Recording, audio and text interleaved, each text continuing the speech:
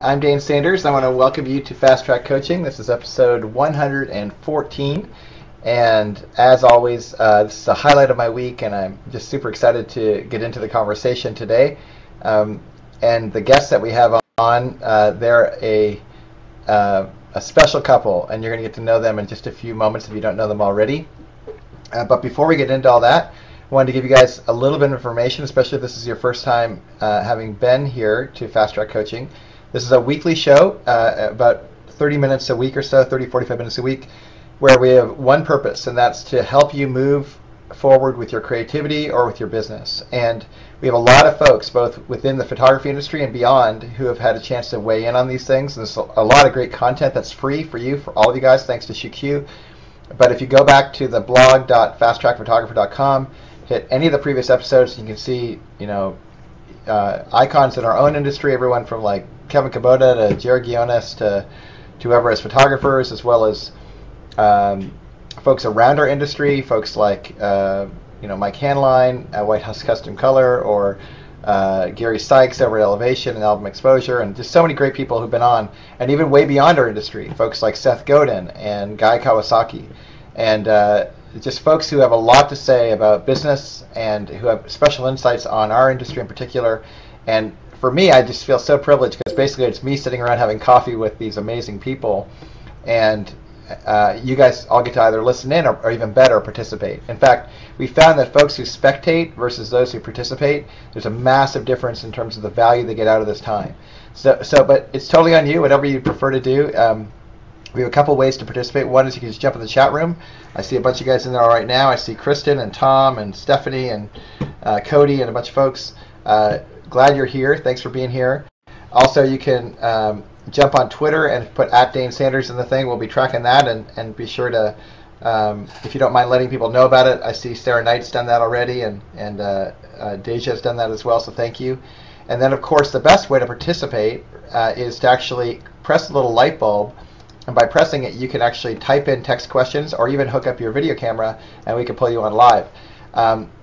The last number of weeks, we've had a huge increase in the questions that are getting asked. And so if you want to ask questions, we've not been able to get to all of them these last couple of weeks. So if you want to get your questions in, get them in early. So it's the easiest way to do that is just click the light bulb and type it in. If you ask your questions in the chat room or on Twitter, sometimes it's harder to get to those. So that's most of the logistics. Again, I mentioned we have a ton of past guests, but this particular couple, this dynamic duo who we have on today, I was very inspired by them over this last week. And what's awkward about it is I know their names are TJ and Brooke, but their last name has always haunted me. I'm nervous to say it out loud that I'm going to say it wrong. So I'm just going to invite TJ and Brooke on. TJ and Brooke, welcome to the show. Thank you. It's Macedas. Could you? Sure it is. That's great. What I want to say, first of all, is congratulations. For those of you who don't know these two folks, and it says TJ underneath it, but it really is TJ and Brooke. These guys have done a lot of things in business, both Brooke in your photo business, and then the design thing that you guys do, that 67 thingamajigger thing. I want to hear about that in a second.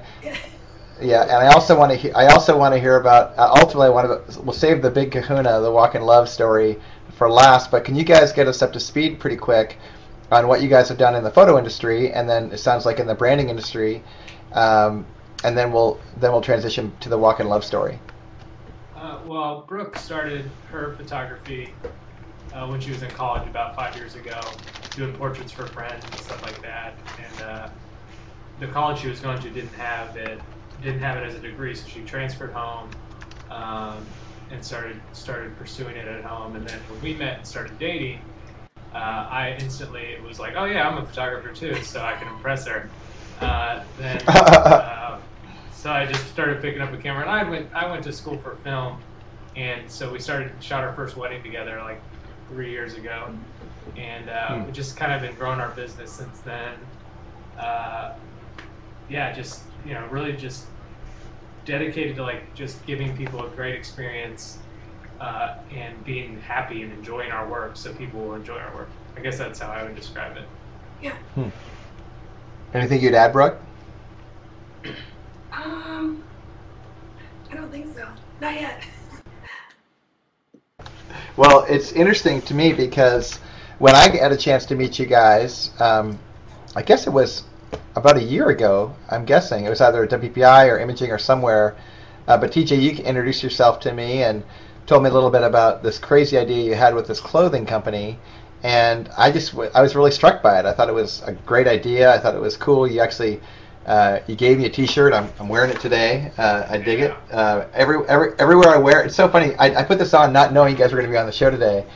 And because I wear it, I mean, I just like it. It's the feel. I don't know who your suppliers are or whatever, but everyone stops and they're like, what? Walk? What does that mean? And of course they look closer and it says, in love, down here, in small, I think it's Helvetica. No, it has some serif, so it's not Helvetica, but something clever down here in love. American typewriter. And there it is, American typewriter. Thank you. I'm not a typographer guy, but I wish I was. I think those are cool people. Anyways, I'm just so struck by your guys' entrepreneurial efforts, and for me, when I got introduced to you, I was really struck by just your conversational, invitational likability. Tim Sanders talks all the time about likability factor and how critical it is, and you guys just strike me as the kinds of people that people would want to hang out with and have coffee with and hear what you're passionate about. And obviously the theme of the story today for our conversation is how does passion and enthusiasm plus love get results, get success. And why don't you share a little bit about that story for you, especially around the Walk in Love idea? Because for those, I haven't said this already, Walk in Love is a clothing line. They are not sitting in their closet right now. That is actually their studio. Office, yeah. So maybe you can tell us a little bit about the Walk in Love story and what culminated this past week. Okay, well, Walk in Love started about 5 years ago as a fundraising. Just as a fundraiser. I wanted to go on a mission trip with my dad. He's gone to Russia every summer for the past 27 years. Like, this will be his 28th year. He goes every summer and sets up Christian sports camps and just teaches kids how to play sports and shares the gospel with them. And I really wanted to be a part of it, and I never got to go. And so I thought the best way that I could go was to raise money selling something. And T-shirts came to mind because in high school I took a graphics class and I screen printed shirts, and I liked it. I liked, designing and selling the shirts that I screen printed in class. So I bought 100 shirts, like really bad quality shirts, and I sold them to friends and family and people that I knew. And from there I just saw, I just fell in love with it. I really liked talking to people about it. I really liked seeing them around on friends and family. So from there, I just started doing more research, trying to figure out better quality shirts, better screen printers, trying to hone in my design ability, and it just kind of grew and grew until about 3 years ago, when I was dating Brooke. I had a meeting with her dad to kind of make sure it was okay that I was dating her, and he's been a businessman for as long as Brooke's been alive. So 25 years he's been a singer, songwriter, children's musician.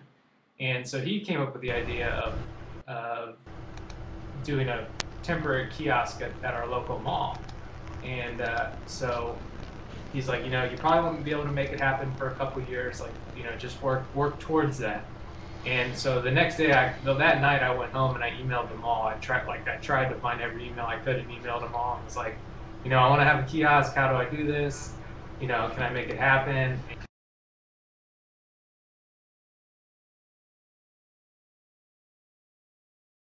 And 3-day period, December 22nd, 23rd, and 24th, 3 days before Christmas, and I could afford to do that. And so we went out on December 21st, the night of, and I set up all the shirts that we had, and we sold them, and we sold enough to make our money back. And so then the next year we did it for a month. We did it from Black Friday to Christmas Eve again. And then this past year we did it for 2 months, and this past year I was really trying to, I was really getting a vision for growing it into something something more. And I noticed that there's this store in our mall that hasn't really had anything in it. It's kind of small, and I thought that we could fill that. And so I started talking with the ladies at the mall who I've been in a relationship with over the past 3 years with Kiosk, and they were just excited about it. They actually turned people away once they heard we were interested, and so it was just really, really cool. And then we realized that opening up the store is a lot of money, like a lot of money. Yep. And that'd be like shooting 800 weddings this summer or something for Brooke and I, and we didn't want to kill ourselves doing that. So we thought that we would go to the community of people who've supported us through all these years and just ask for help. We're not really ashamed of it. We don't feel guilty about asking for help. We thought it gave a great opportunity to be involved in something bigger, bigger than just owning one shirt. And we're I read the Seth Godin's book Tribes, and I liked how he always talked about like creating your own tribe, and we kind of feel that way about Walk in Love. I mean, we're not like a weird cult or anything, which we can ask for. But we feel like we're just like a community, and most of the people that support Walk in Love are located near us, Lancaster, Pennsylvania. But our community expands, worldwide. People have bought our shirts all over the world. So it was just really cool to go to that community and be like, hey, we need help. We want to do this. We have this big dream, this big vision, and we need your help. And it was incredible to see the community. It was incredible, and it was humbling to see the community answer that call and just help us in such a huge way. Well, let's talk about a couple things in that. By the way, forgive me for jumping around here. I'll trying to. There we go. Got it to work. When I went on the Walk in Love site, it seemed like it said you had like 43 days to reach your goal of $30,000. Yeah. And that over 275 people donated money, so that was on average around $110 each. But I'm sure, as I looked at what you guys created, because it was very clever, your campaign, that you guys had like people buying in at like a couple dollars, people buying in at a lot of dollars, and it kind of gave everybody a chance to play at a bunch of different levels. And even folks like in my situation, I had a chance to support you guys just by saying, hey, go check it out. Like, this is a really cool idea. Let's rally as a community. And in that, I guess there's something about the infectiousness of casting a vision that's clever, that people want to rally behind. You mentioned that some people think you guys are a cult sometimes. I mean, that's always going to be the case. I suggest when by the way, that's Jackie in the background. Everybody say hi to Jackie. Hi. That's right. So it takes a village. But I'm struck that whenever people believe in something, and obviously you guys are coming from a faith-based tradition, you guys are Christians, and you're pretty overt about your faith, which I dig. I love that people take a stand for what they believe in. And whenever people take a stand for something, it's an easy label to say, oh, they're crazy, they're wacky, they're trying to manipulate, they're trying to take advantage of people. In contrast with, no, we actually just really care about this, and if you seem to care about it too, and it's attractive to you, why not jump on board? Why not dip your toe at whatever level you want to play to show your support for this thing? And it seems like that's what you guys were up to. Is that an accurate representation of what you guys did? Yeah, because I just really recently, like within the past year, discovered Kickstarter and Indiegogo, which are kind of those crowdsourcing funding websites. Yeah. And I donated to Making Blue Like Jazz a Movie, the book by Donald Miller. Yeah. And my whole he did it on Kickstarter, right? Yeah, and he raised a ton of money, and I mean the movie's being made, and it's they're coming out with a trailer soon. And like when I saw that, I was just like, I can find this. And if I can give, $150, $10 to help someone's dream come true, I mean, if it's a dream I can get behind, then why not? Yeah. I have a very open view of money. I think it's important, but it's not that important. I think you know, if someone, I love that. I love that Brooke laughed when you said that. If someone needs something, like if I can give someone, you know, $50 and their dream is going to come true that they've been working for so many years, then I'm going to do it. I think. Yeah. And I went in with that mentality, and I think because, you know, my dad's been a missionary for most of his life, so he's raised support, you know, wherever we lived, and he'll tell story after story of just depending on God to just like reach that goal of financial, you know, safety, you know, where, well, are we going to eat rice this weekend, or are we going to eat chicken, you know, like, so I came from that standpoint of like, I think, you know, we can do this, you know, I trust that we can do this. And then also just from the standpoint of my parents and Brooke's parents being so generous to us, both with their time and their money, you know, we just felt like we had a good, solid backing, and it was like a perfect time. And the way we looked at it was, you know, we have like 4,000 Facebook fans or 3,700 some Facebook fans, and each one of them needed to get like, that was a really doable goal. And then the other key figure we went on was 30 people or 300 people giving $100. That was like our focus.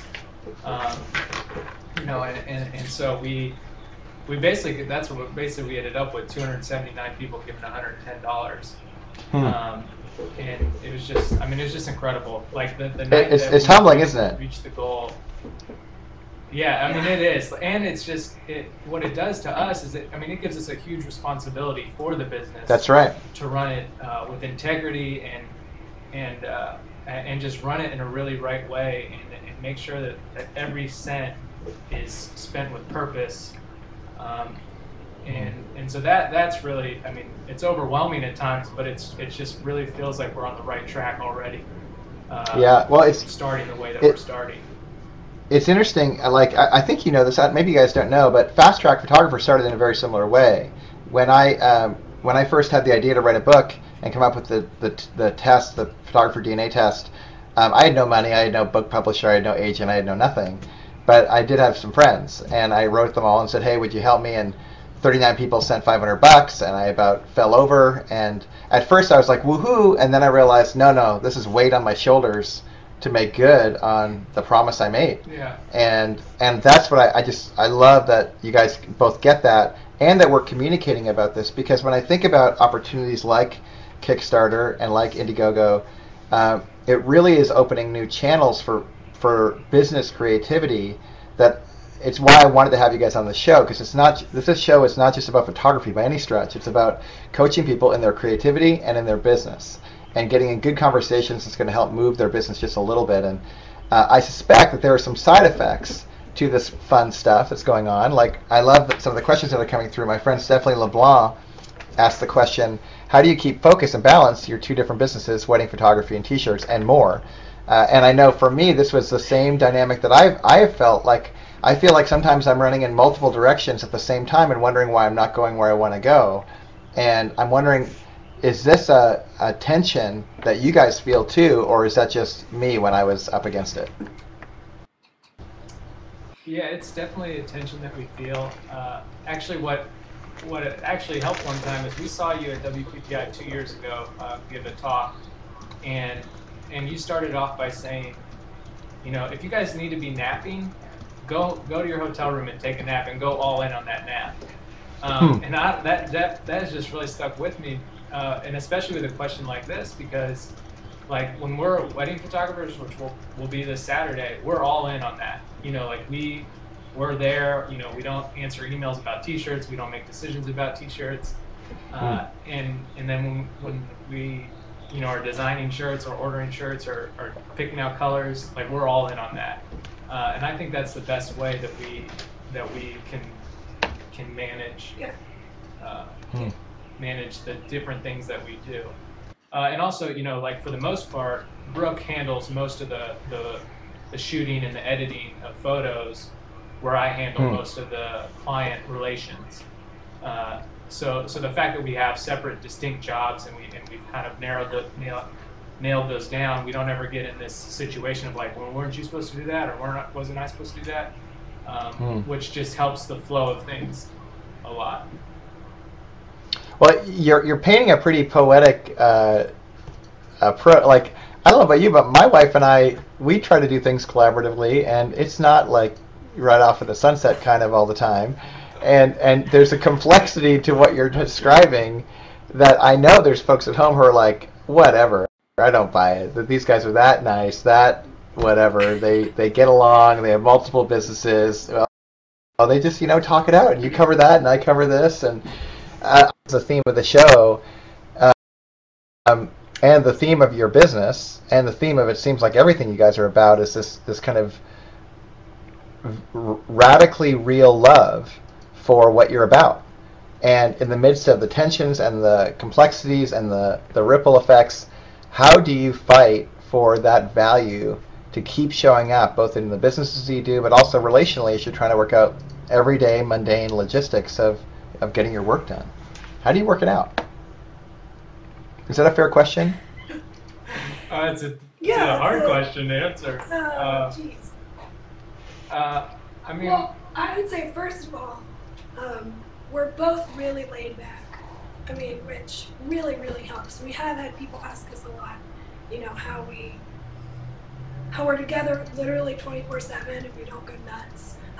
But I would say a lot of that, I can attribute to that we have laid back personalities, which is awesome.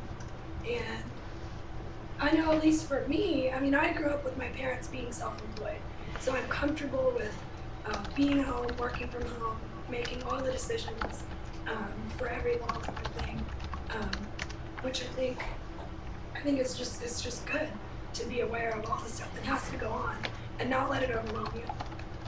Yeah, and I think we've had that question asked to us in the past. And there are times where we disagree in arguments and stuff, but we try to be as honest and open with each other as possible in every aspect. Whether it's how much money we can spend on certain things, or whether someone needs to get something done like this week. But I mean that would probably be the main thing, is just being honest and open and willing to share. Like, we just really try to share what we're feeling to each other, so we don't create these like walls between us that eventually will just explode. Yeah. Awesome. So a number of other questions that folks are asking here that I want to pay attention to. One is just logistically, Cody asked a good question. He says, when you went for your project, why did you choose 43 days? Is there some significance to that for you guys? No, that was kind of like the day we just started. We knew that,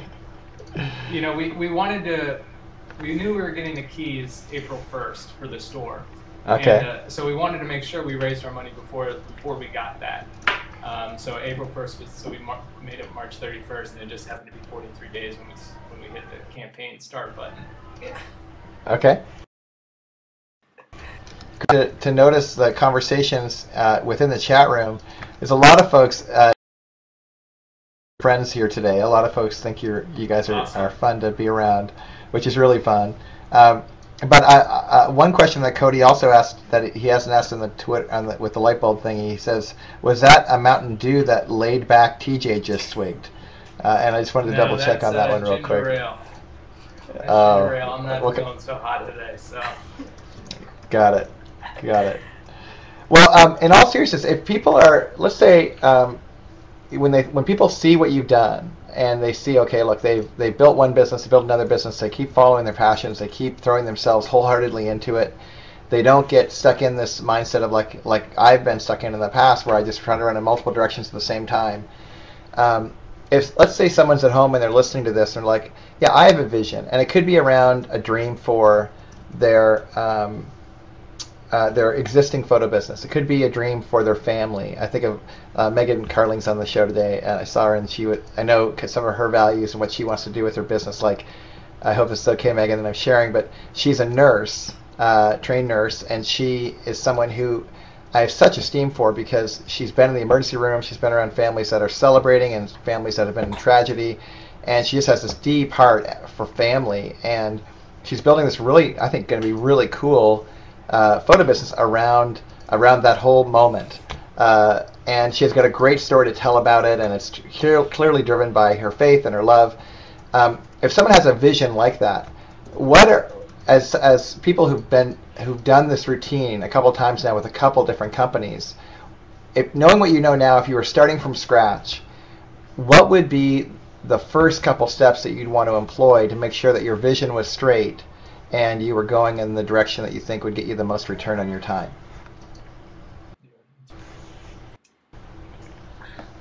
I personally would say I would have done way more research. I just kind of picked a color shirt and picked a style and went with it, and not really, didn't really research, clothing trends or the way other independent clothing companies are doing their clothing.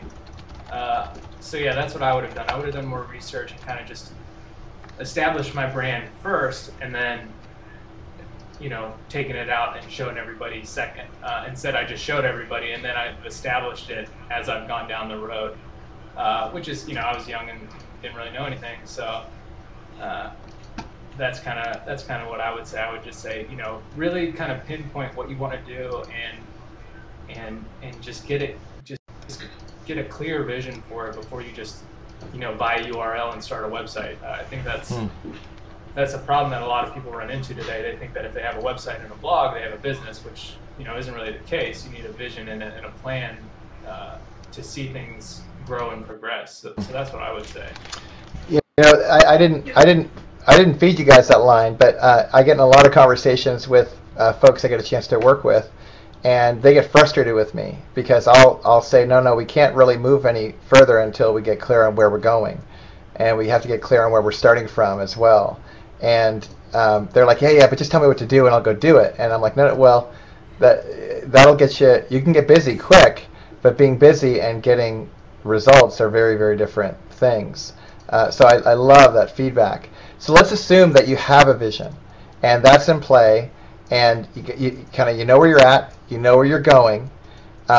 Where would you be your choice to, for instance, go with Indiegogo or Kickstarter or whatever, and bring the vision to the people? What kinds of projects do you think are suitable for that kind of a medium versus just like putting your head down and working in your local region with the resources you have? Is there kind of a filter that you could decide as to what you would like? Because I don't think you'd bring, your photo business to an Indiegogo project, or maybe you would. No, we wouldn't. I think the reason we wouldn't is because the photography is such a service industry. You're providing someone a service. Or T-shirts. I mean, there's so much that goes into opening a store, and we're finding that even more and more. And I think that people can understand needing capital to really start a clothing company, start a retail store. Right. Because you can go on Kickstarter and Indiegogo, and you can see the difference between the ones that are funded and the ones that aren't. And I think that comes down to like the ones that people believe in and the ones that people don't. And I think, saying we want to buy a new camera, I mean, people aren't going to really get behind that because it's kind of selfishly motivated. Where the store was, it's really we're trying to be a light and show people the love of God in a very public place. Like the mall that we're in is the most popular place to go in Lancaster County, and so to cast that vision for people and show them. I think that's the difference between stuff people can get behind and stuff people can't. That's great. Frosty's asking the question, what county? You said Lancaster County in Pennsylvania? Yeah, Amish country. Right on. Do people show up in their buggies for reals? We get people driving down their buggy on our street, and it's like not a big thing. I love that part of the world. I spent a little bit of time in Indiana and other states nearby, and I love that dynamic. But do those folks wear Walk in Love shirts? I mean, do you have a black version? No, we don't have an Amish version. Maybe there's a niche there. It kind of depends. There's all sorts of sects of Amish. So there's like the really strict, and then you can get into like the more loose Mennonite, and they'll wear a Walk in Love shirt, but That's but not the Amish. They've got their uniform that they've got to wear. Yeah. So Sarah Knight asked an interesting question. To kind of bring this full circle, you mentioned at the beginning of this that this whole thing started with donations for Russia, and when you think about really now you have a vision, you brought it to reality. Now you have some serious work to do, but you also have a template on how to present ideas that aren't just for your own gain, but also for interest. For those who are kind of the founding believers in this Walk in Love movement, they are going to want to be involved in future endeavors where they can support what you're up to, and that they're going to raise capital in certain directions. And I love Sarah's question. She said it started with donations from Russia. What would future donations go toward? And is that too soon of a question to ask? But or is this something that you guys actually have a bigger vision for? Well, the goal of the store is so that we won't have to ask for donations for anything. Mm-hmm. That will be a really profitable business and be able to be a blessing outside of asking for donations. Because that was one thing we got a lot when we were raising money is people would write us these really like harsh emails about, why aren't you starting a nonprofit, or why aren't you giving your t-shirts away? And I normally just don't respond to them because it just adds fuel to the fire, but my response would be, does the United States really need another nonprofit, another thing that, people are just asking for money from? I mean, there are a lot of great nonprofits out there that do a good job at what they do, and that's not what I want to do, And I've heard Blake from Tom Shoes speak, and he always talks about how he started Tom Shoes, and he had $40,000, and he could have bought like 100,000 shoes or something. And then that would have been it. That would have been all the shoes that he had. But instead, he started a business, and now he's been able to give away like 2 million shoes or something outrageous. And that's kind of our philosophy is, we could ask for donations and continue to raise money in a nonprofit style, or we could become constant.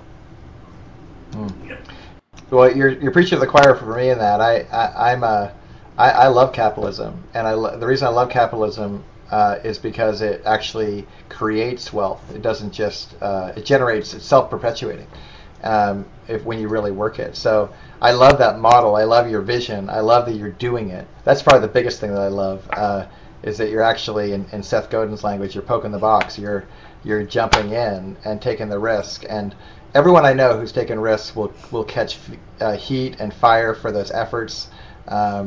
And in fact, most of the folks who've been guests on this show have been people who make it their habit to do that, actually. And I just want to be one small voice in the crowd to say, good for you guys, good for our industry, because you guys are one of us going out, good for our tradition, because we are part of the same faith tradition.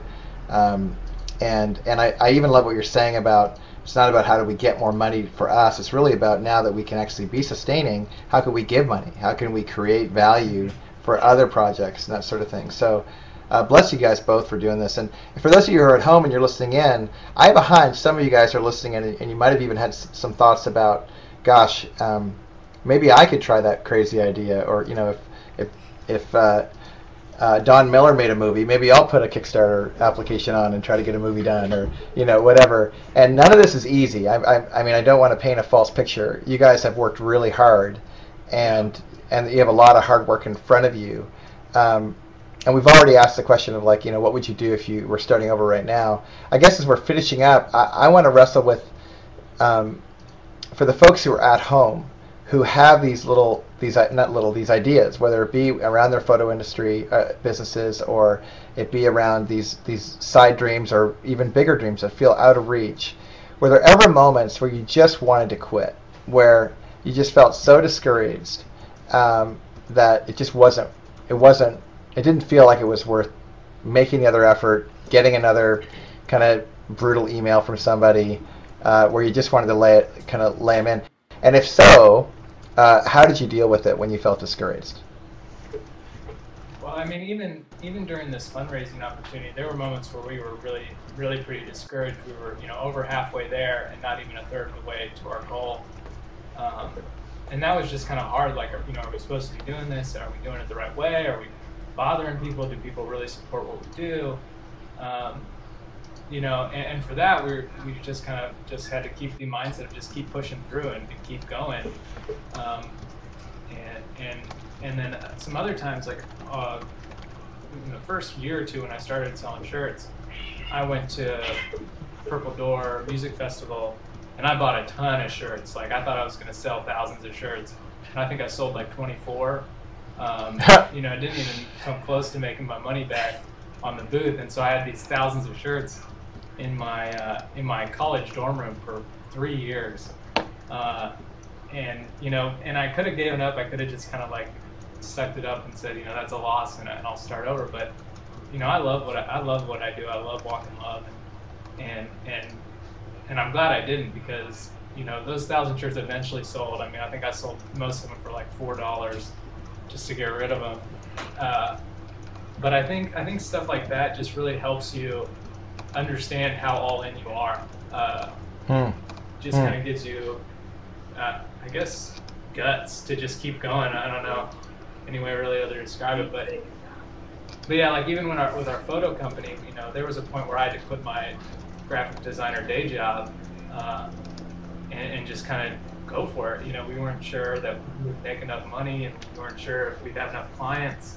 But looking back, I mean, we wouldn't be able to do this store, we wouldn't be able to do that fundraiser, we wouldn't be able to do like half of the things we do if we didn't just take that plunge. So I would encourage people to just go for it. I mean, I'm not telling people to quit their job, but if you're unhappy and you think you can make it on your own, do it.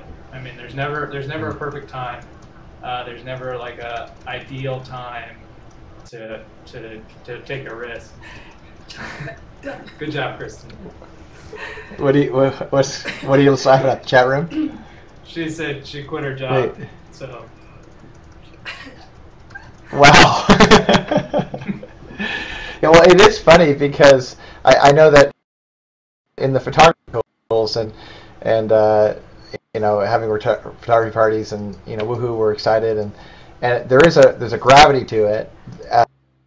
So day to day, like, okay, now that you've made your decision, now you actually have to go make good on it. And I'm with you. Like, I don't want to take the responsibility of other people's decisions. They have to make their own.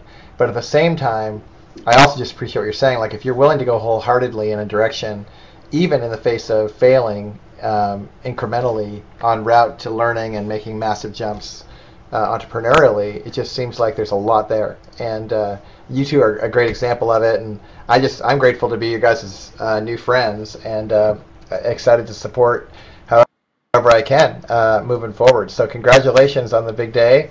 Thanks for showing up, TJ, when you're sick, and Brooke for showing up, because that half of the screen just looks better. I appreciate that, and that was supposed to be funny.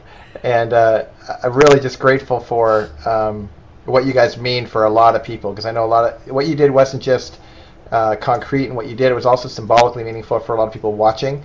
And I, for one, just want to applaud it, and thank you again for being on today. If people want to check out Walk in Love, where do they go? They can check out Is it just Walk in Love clothing? Yeah, and okay. We have Facebook and Twitter and all that stuff. But Walk in Love clothing has great. If one of you guys could. Stuff. Great. Thanks, Megan, for pulling. Megan already picked out her pullover hoodie that she wants. Yeah, that's great. Nice. So, nice. If there's any links you guys want to check out, go ahead and put them in the chat room. If this was helpful for you, be sure to check out these guys and say hi. Yeah, give them a thanks or a shout out on Twitter. And thank you for putting that in, TJ. And then also, can you guys put your Twitter addresses as well in the chat? Is it at TJ? At TJ Macedas. Which Twitter? Macedas. Macedas. Got it. Yeah. All right. Got it.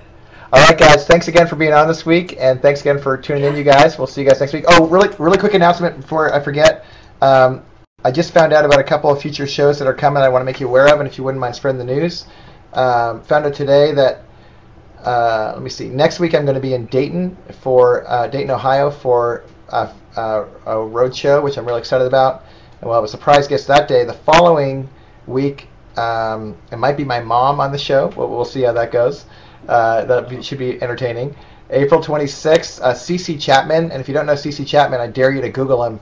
He's written some really cool books about content, how to create good content on the internet. And I met him through South by Southwest, and he's a major player author. He'll be on April 26th. And then on May 3rd, we have Trey Ratcliff of High Dynamic Range fame. We did the photo walk with him at South by Southwest, and he's just a great guy, and he'll be on May 3rd. So that's it for now. Thanks again, you guys, and we'll see you guys around the bend. Take care.